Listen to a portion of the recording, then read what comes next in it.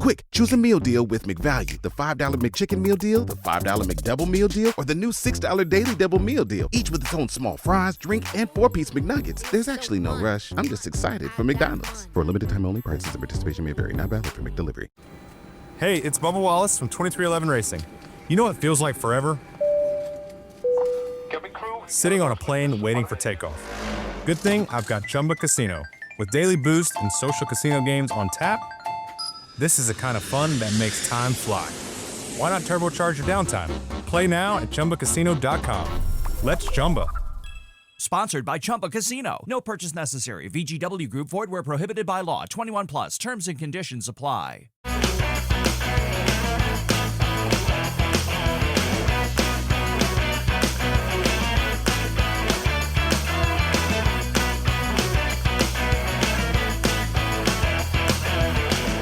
Hello, everyone, and welcome to Kilowatt, a podcast about electric vehicles, renewable energy, autonomous driving, tardy host, and much, much more. My name is Bodie, and I am your host, and I'm happy to report all of the projects that I had to do in order for the new deck to get put on the house and the new paint, which is the painters are coming tomorrow, to get done. All the projects I needed to do in order for those things to happen are done.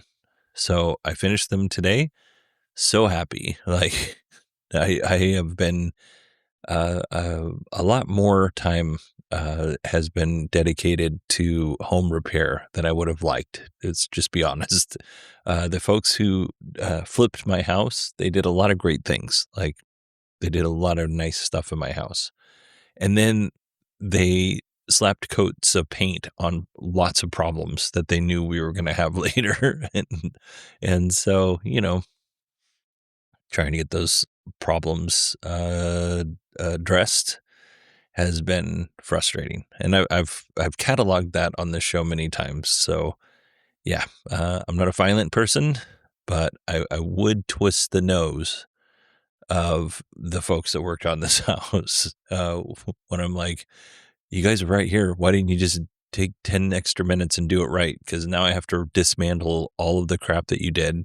And it's going to take me 2 hours because I don't know what I'm doing in most cases, but I'm going to do it right. I don't know. I won't go down. I'm not going to get angry, but yeah. The new deck, new paint, super stoked. All right. This episode is I thought this episode was going to be all about Donut Labs because they made a big announcement and they're like Friday the 18th or whatever the date was, we're going to have this big announcement and prove that the donut battery, the solid state battery that Donut Lab has they're going to lay it all out there and show us. And I was like, cool. And Friday came and they released a 9-minute video. It's called I Donut Believe. It's the I Donut Believe video. And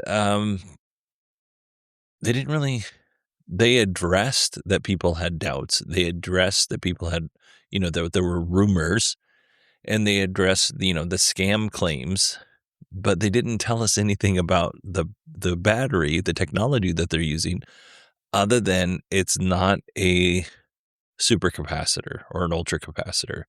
It's not that. It's something different. That's all they did. And they said that there was an independent a lab that verified their claims, and that's VTT Technical Research Center of Finland.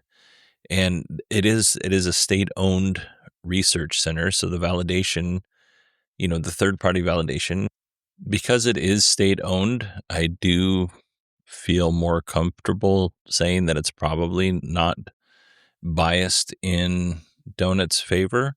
However, Donut is making a ton of different claims that are unbelievable. It's the everything battery.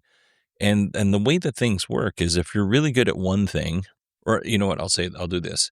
If a company says that their product is really good at X, well, there's going to be a trade-off somewhere. You can't have all of these positives without a trade-off somewhere. Like it's just going to happen. we're not in the world of sustainable abundance just yet. So, the real question is, where are the trade-offs? So Donut created a website called I Donut Believe, where they will have a video series documenting VTT's test reports. And the very first video was them explaining this. And then on Monday, which is as I'm recording this tomorrow morning, we will get another video, and this will actually be the details, like people actually digging into this. I think it's safe to remain skeptical until actual companies get a hold of this battery and they're able to test it. Not only companies like Tesla and Volkswagen, all the automotive companies, but also like other labs get a hold. I mean, it's not like it's a super expensive bike, for $30,000. You can get yourself one of these and put it in a clean room and tear it apart and see what's doing underneath there. I guess what I'm trying to say here is I'm going into this video series with optimistic eyes, but a pessimistic heart. So we'll kind of, or maybe say skeptical. Oh, I'm going to say pessimistic, not skeptical.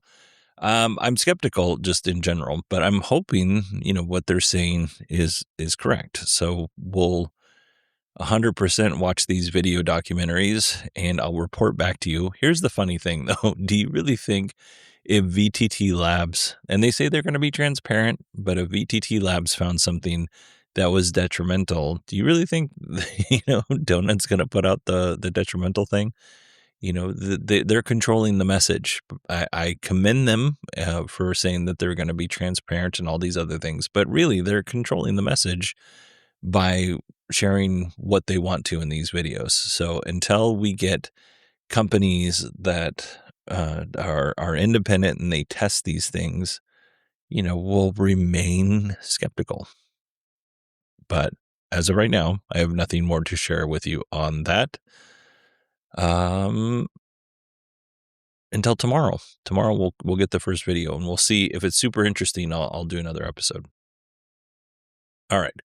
So I've mentioned that at the beginning of every month, or sometimes closer to the end of the month, Mark starts sending me these great articles about sales of EVs in the UK and Europe. And we talked about that last week. Well, Mark sent me another couple articles here, and then I added a few myself.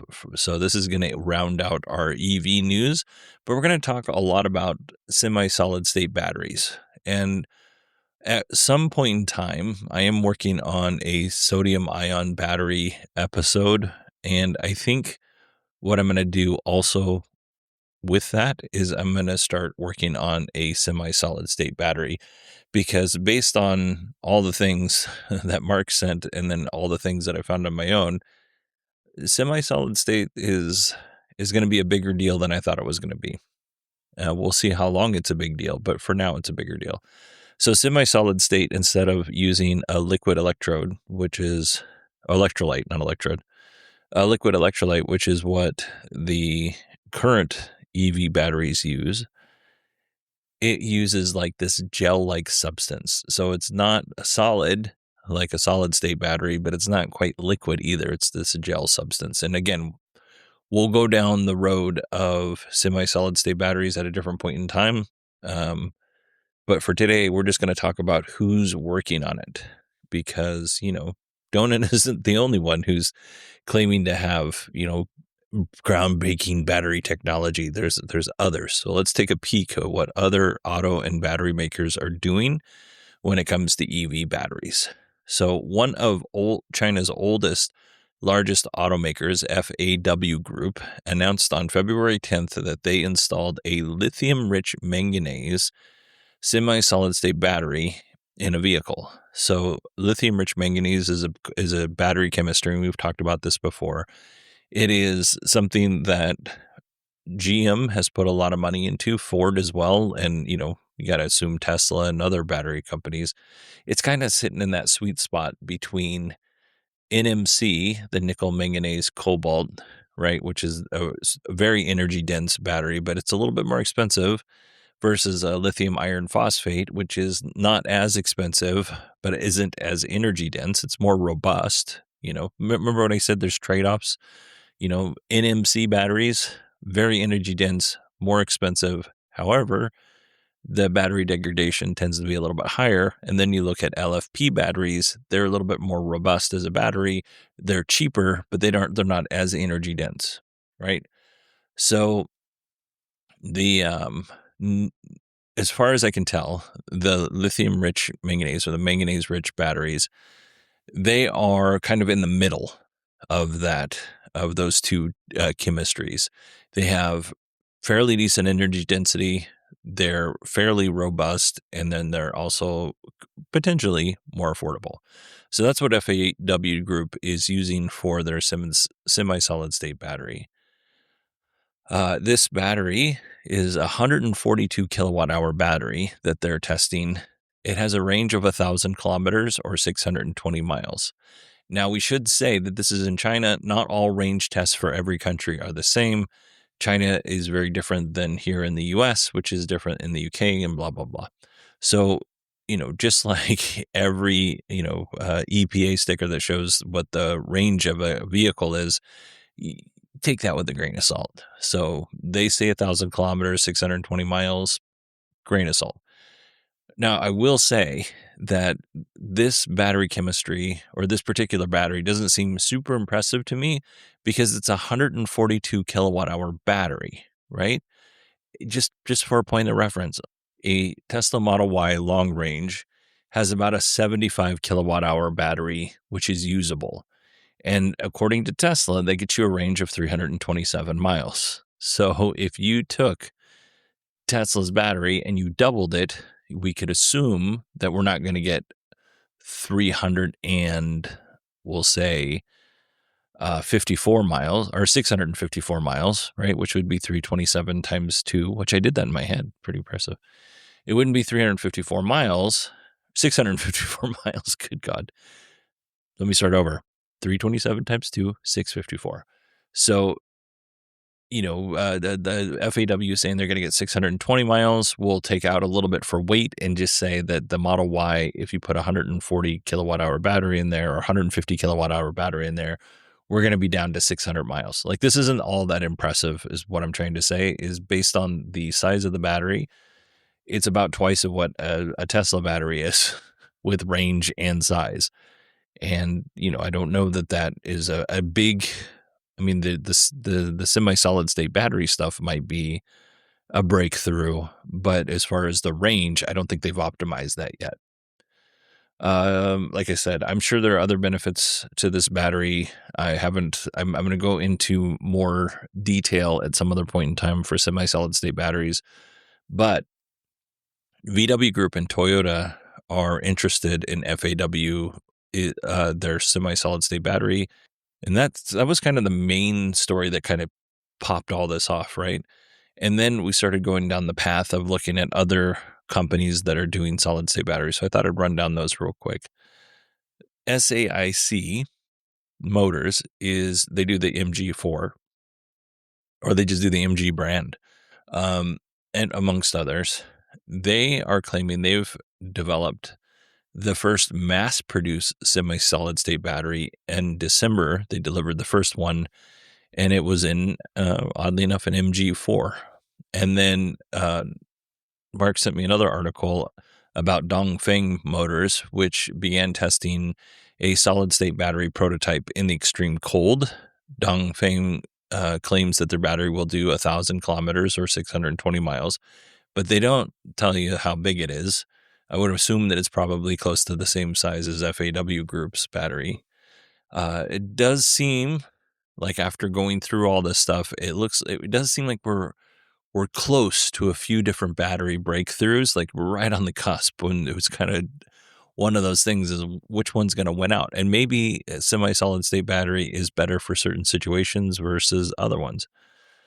Okay, so I'm going to just speed run some of these other companies that are working on semi-solid state and solid state. So I'm going to be mixing the two, and I'll let you know which ones that we're talking about here. Most of them are solid state, but there is one that's a semi-solid state. So Toyota, we already talked about. Their 27 or 2028 is when they're going to be releasing their solid state battery. BYD is also working on a solid state battery that they hope to get into production in 2027, which I say maybe 2027. That number did not seem confident when I read it. So it might be, 2028 sometime, but we're getting there. Chery, which is a Chinese company, they will be testing a solid state battery this year. Volkswagen, we'll mention, we already talked about how Volkswagen's already working with FAW Group. Volkswagen is working with a bunch of different companies. BMW is expected to have a solid state battery in 2030. And then some of the battery companies, or one of the battery companies that a lot of these companies are working with, is QuantumScape. And they have just produced a solid state pilot line for their battery packs. And it's called the Eagle line. It'll be in San Jose. Well, like I said, Volkswagen Group is one of the companies with them. And then we jump down to Mercedes-Benz. Mercedes is driving around and testing. It's not being sold yet. A EQS that has a solid state battery. It has a range of 1,205 kilometers or 750 miles, which is fantastic. Their batteries are being manufactured by Factorial Energy, which is also working with Hyundai Motor Group, Stellantis, and then Karma Automotive. Does everybody remember Karma? Heinrich Fisker founded Karma, and it was a hybrid E-Rev before E-Revs were kind of a thing. I guess the Volt was the first E-Rev, but if you don't know the story, Heinrich Fisker, who was the founder of Karma Automotive, it was called the Fisker Karma. So I think it was just called Fisker. Anyway, he founded a couple of different car companies that did not go anywhere. But his company most recently, or one of his companies most recently worked on the Fisker Ocean, which is, no longer a thing, sadly, which was sad because I think the Fisker Ocean was an amazing looking car. And oddly enough, I saw like 3 or 4 of these Oceans running around my neighborhood recently. When I say my neighborhood, I mean, it's where I drive around the area that I live. But I was like, man, I am seeing a lot of these. And it wasn't the same one. They were different. Or I assume they're different. My wife says I'm not very observant. Anyway, Karma Automotive is now owned by a Chinese company, and they are building E-Revs, but like high-end supercar type E-Revs, and they're using Factorial Energy batteries. And it sounds like they're going to start supplying them the batteries soon, but because it's an E-Rev, this might be a really good test of the solid state battery, because your whole car is not being relied on the battery like out the get-go. And these battery packs are pretty small. They're like 42 kilowatt hours. They're not very big. And because of that, this might be a good test bed for Factorial Energy. Whether or not Karma Automotive is going to sell any of these bad chickens, I don't know. They have a lot of different cars if you go on their website that they're planning on selling. But we'll see. And then we have one more company, and it's a semi-solid state company. I probably should have just gone with this at the beginning of this speed run, but it's Ganfeng Lithium. They started producing a semi-solid state battery that they say has an energy density of 4 to 650 watt hours per kilogram, which is pretty amazing. They do say that is not for automotive use currently, although that kind of energy density might work its way into automotive use. But for reference, a modern Model Y is around 250 watt hours per kilogram. So, to be, 1.5 to 2 times better than that, and I guess 2.5 times better than that, seems like it's amazing. Seems amazing. Ganfeng Lithium is working with Tesla, Hyundai, BMW, VW again, and other Chinese manufacturers. Quick, choose a meal deal with McValue. The $5 McChicken meal deal, the $5 McDouble meal deal, or the new $6 Daily Double meal deal. Each with its own small fries, drink, and 4-piece McNuggets. There's actually no rush. I'm just excited for McDonald's. For a limited time only, prices and participation may vary. Not valid for McDelivery.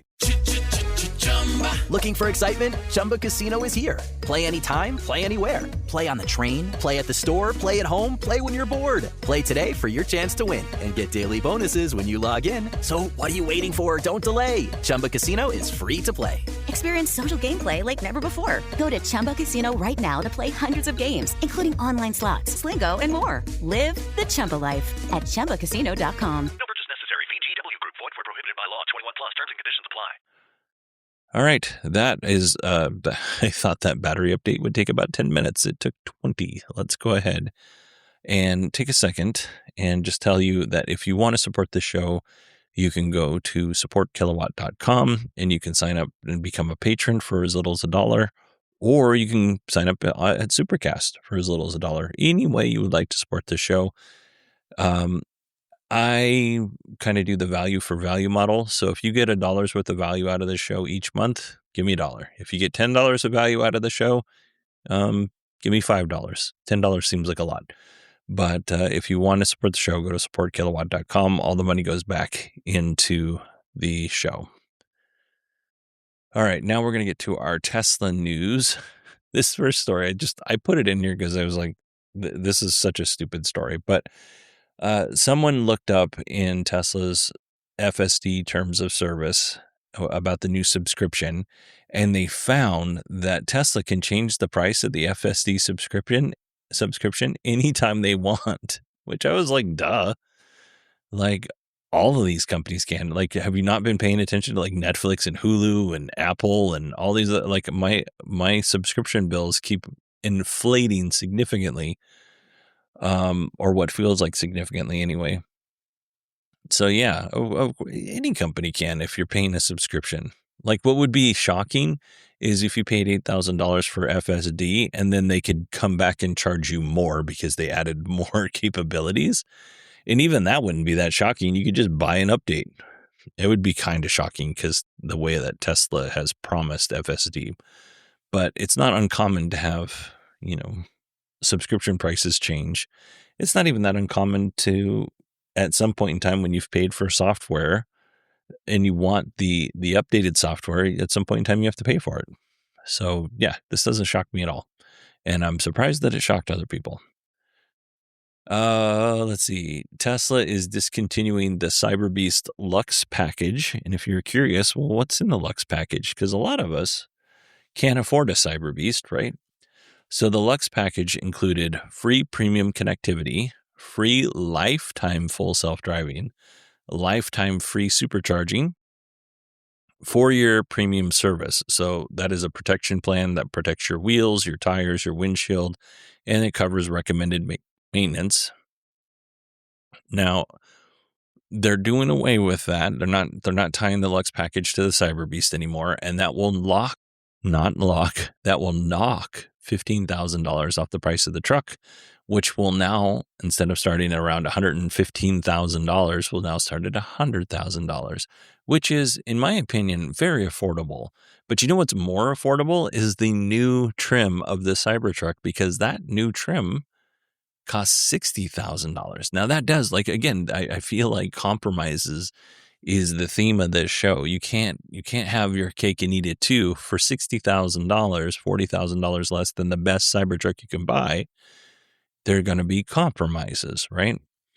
Tesla has tried to kind of give us a more affordable version of the Cybertruck before, and at that time it was like a rear wheel drive, and they just kind of like gutted it, and nobody wanted it, and Tesla had it, for sale for a few days, and they're like, no, we're taking this back.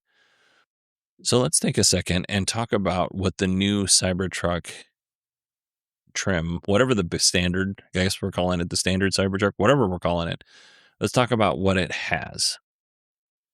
First of all, 0 to 60 in 4.1 seconds, which is faster than my Tesla, which is, admittedly, It costs $20,000 or $10,000 less than this truck, but still 4.1 seconds. Cybertruck's a big car. That's still pretty quick.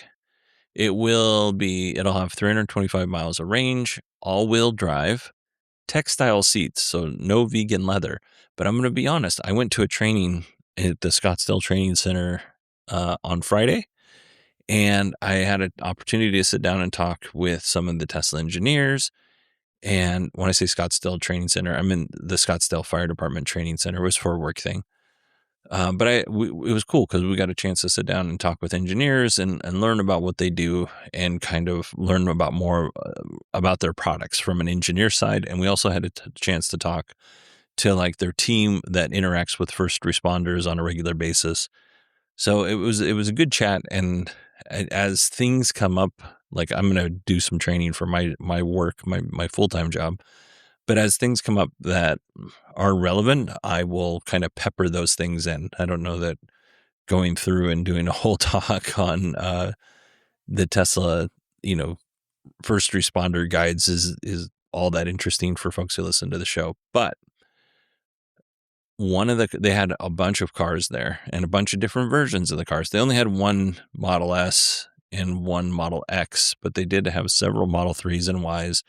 And they had for us to get in and crawl through and see where the cuts, the shutoffs were, and just kind of get our hands on the cars. And we could take the Cybertruck for a test drive, which I didn't do because I was hungry and it was out a lot. It was very popular for people to take for a test drive.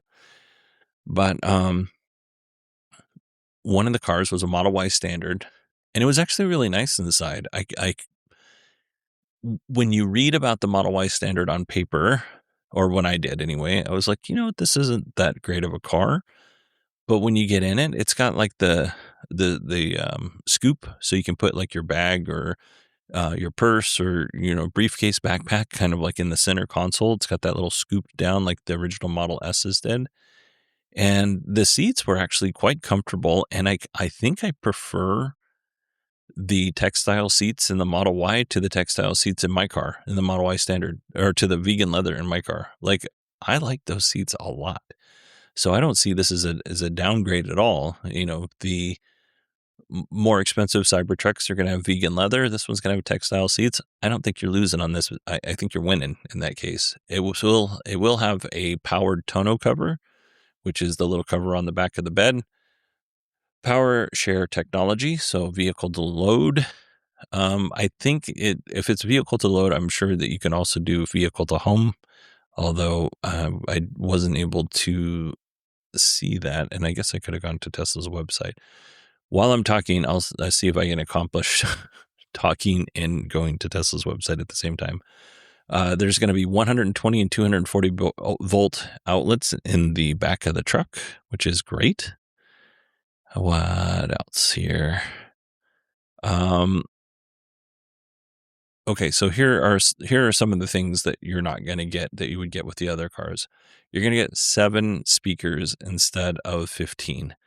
Now, if you are a real audiophile, this might be a bummer for you, but for me, quite honestly, it doesn't bother me one little bit. 7, like my first car had 2 speakers in the door of the car, and that was it. There was 1 speaker on the left, 1 speaker on the right, and that was all you got. So I'm totally okay with having 7 speakers instead of 15 speakers.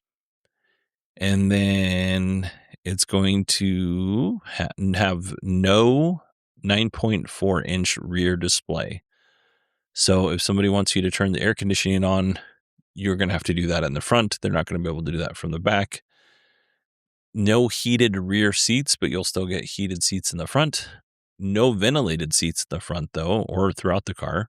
And no adaptive air suspension, which quite honestly, the adaptive air suspension is the thing that I would really like. That's kind of what interests me about the Cybertruck just in general, is that ability to do that. Now, if you're going to be like, well, why? I don't have a good reason. I think the fact that it can, shrink down and get taller, I think is cool. Am I ever going to use that in my general everyday life? No, not at all. Not even a little bit. Stalling here, trying to look and see if I can see if it was vehicle to home. Anyway, the Cybertruck is vehicle to home. I'm sure this one is got to be close to that, if not vehicle to home. So I'm going to go back to my notes here. Yeah, the adaptive air suspension, I think that was more interesting to me when my kids were little, and now my son's almost as tall as I am, and my daughter is just about as tall as my wife, so it's probably not as much of an issue, but back when they're little, it'd be really nice if they can crawl in and out. Now, the Cybertruck lead engineer, Wes Morrill, retweeted an announcement that there was a new trim, and the announcement originally came from the official Cybertruck account on X. So I don't know. I'm only including Wes's name because what I'm going to show you, and you've probably already heard this, honestly, after this seems like a very rude thing to do. But so Wes retweets this, and this is what the announcement had to say. New version of Cybertruck now available to order in the US. This is our most affordable Cybertruck yet. Tough as nails, ultra low cost of ownership. Starts at $59,990. Dual motor, all-wheel drive, 325 miles of range, powered tonneau cover, bed outlets, coil springs, and adaptive dampening. Heated first row, seats, textile material, easy to clean. Also, steer-by-wire for wheel steering, 6 foot by 4 foot composite bed, tows 7,500 pounds, powered frunk. Right? That's amazing. People are actually excited about this car. And then Elon, underneath the post, puts his little flavor on it, and he says only available or only for the next 10 days. Which is a weird thing to say when your company puts out an announcement, but what you going to do? Like Tesla doesn't have a marketing department. So, most of these announcements are done by the official Twitter accounts or X accounts. And then whoever's in charge of those products, typically they'll put out a little post of their own. But anyway, only available for 10 days was his post underneath it, which led to a lot of confusion because no one knew what the heck he meant. Like, is the truck going to only be available for 10 days? Like, why would you manufacture a truck that was only going to be available for 10 days? That seems like a waste of money. Is the price only going to be available for 10 days? Why would you change the price in 10 days? Why would you tell people you're going to jack the price up 10 days after you announce something? It doesn't seem like a really good idea. Kind of seems like it might ward people away because they're just like, well, I'm not ready to buy this. So why would I'm not going to be forced into a $60,000 purchase, especially if the price is expected to go up. And then you had, if for whatever reason the price went down, which I think is a less than 0% chance that would happen, you'd have some people angry that they just purchased a truck for $60,000 and now it costs $50,000. Those are extremes, but like I said, 0% chance of it going down. Elon did clear up some of this on X. So he said, why is it, somebody was basically, I'm paraphrasing, but they were like, why only 10 days? And he said, it depends on how much demand they see at this price level. So they're giving it a 10-day trial to see how much demand. Now, does that mean the price is going to change?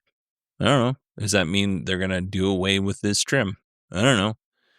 Honestly, what it sounds like to me is that they were in a meeting and a bunch of people were like, we need to get the Cybertruck price down. Here's the package. Here's how we do it. Here's how we make it compelling so that people actually want to buy this truck. By the way, anecdotally, I've been seeing a lot more Cybertrucks recently than I have in the past, probably 6 months. So now that everything's kind of cooled down on people being mad at Cybertrucks, it seems like I'm seeing them out in public more often.